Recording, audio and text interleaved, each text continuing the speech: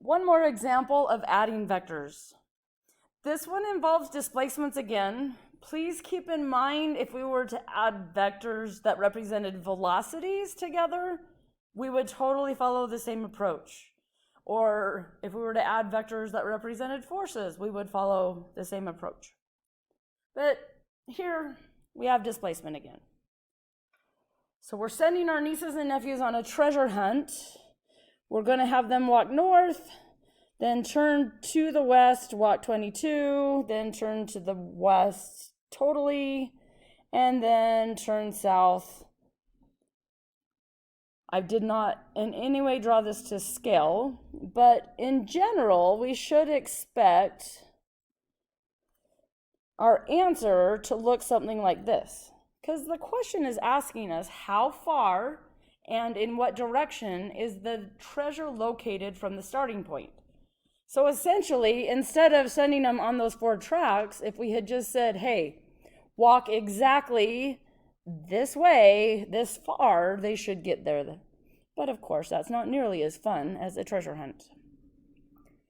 So again, the approach to these problems, I personally draw these vectors out individually and look at their components individually. So using a traditional Cartesian coordinate system where north is positive y, south is negative y, east is positive x, west is negative x, we can say this first vector, we can call this vector A, has an x component of 0, because if we're just headed north in this coordinate system, we are not headed east or west, so there's no x component. The y component will be positive to represent north, and 15 meters is how far. All right, this second vector, vector B, I'm going to draw it. Actually, let's erase here.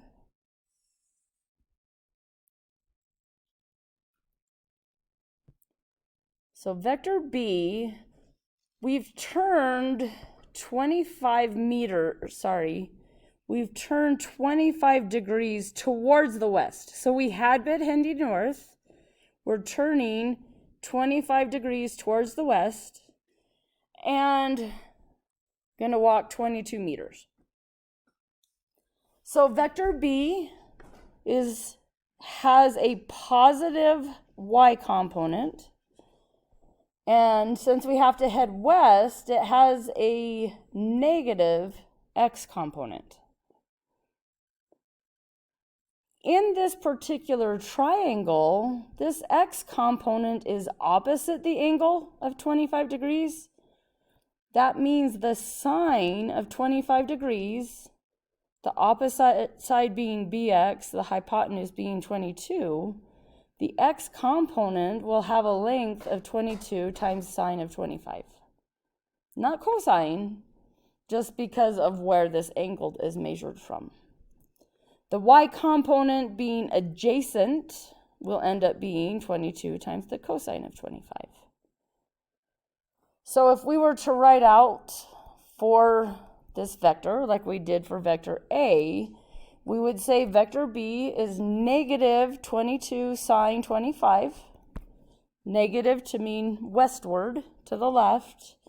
By is positive 22 cosine 25. So we have vector A, vector B. Vector C, it tells us we're going to end up turning and walking 8 meters west.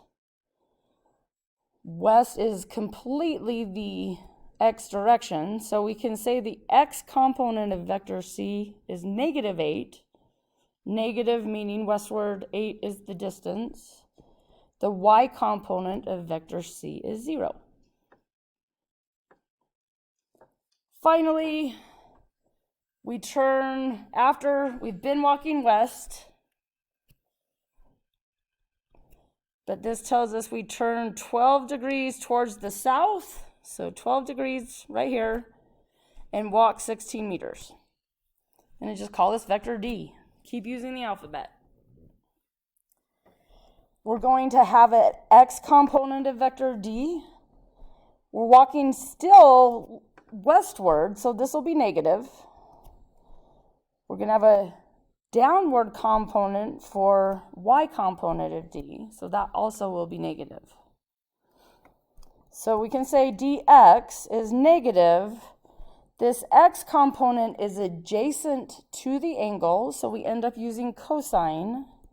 We end up with 16 cosine 12 for the x component. The negative sign again means to the west. Y direction ends up being negative. It's opposite the angle, so 16 sine 12.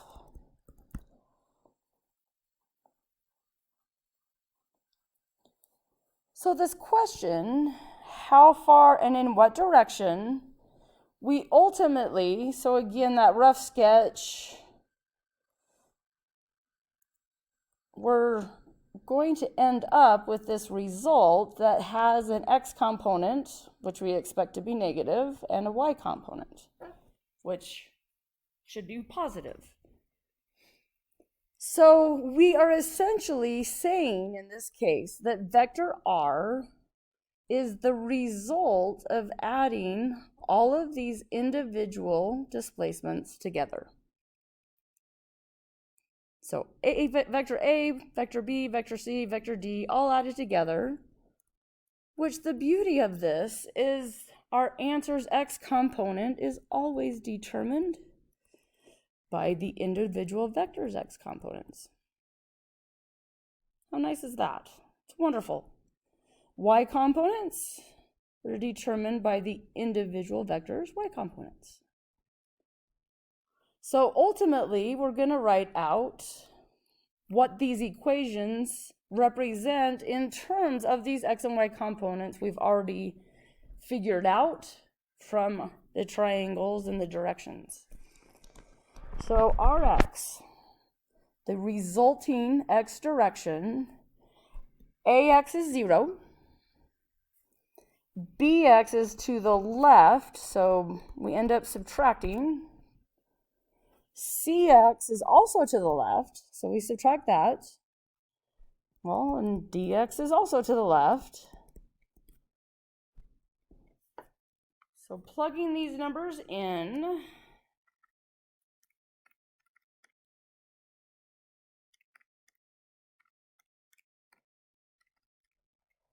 I'm getting negative 32.95. It will be in meters because all of these measurements, these individual displacements were all in meters. For the y component, where this treasure is north or south of where we started, we add the y components. For the y component of A, that was positive 15. The y component of B, 22 cosine 25.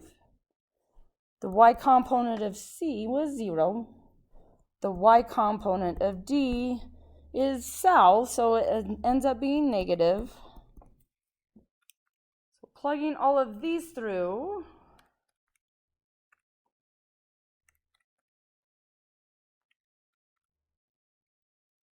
I'm getting 31.61. The fact that it's not negative means it's positive. So again, we're not done yet. We want to draw out what this means so that we can then draw the vector that represents the how far, and we can calculate how far and in what direction. So with the x component being to the left, so this is our starting point, the dot. If we go to the left by 32.95, and then go up or north 31.61, these are both meters, that represents, if we connect the starting point to the ending arrow, that represents our overall vector.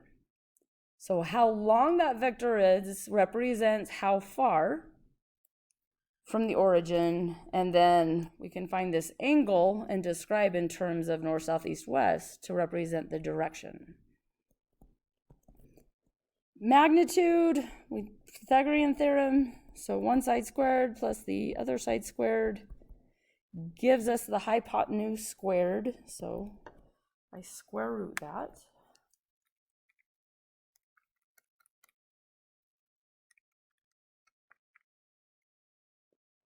So I'm getting 46 meters. The tangent of that angle is the opposite side over the adjacent side. So when I take the inverse tangent of 31.61 divided by 32.95, I'm getting 44 degrees.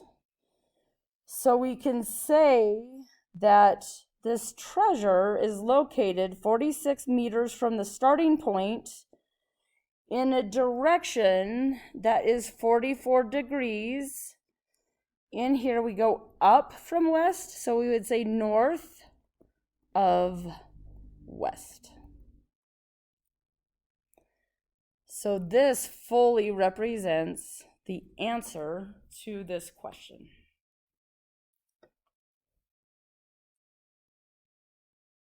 Knowing if you understand vectors requires practicing them and making sure you can get the answers. Please make sure you're practicing on the homework. Feel free always to reach out if you have questions. You can just email me the questions and say, hey, here's my question. So email me through our course site, and I'm happy to either set up a time to meet with you or just answer your question through the messages in Canvas.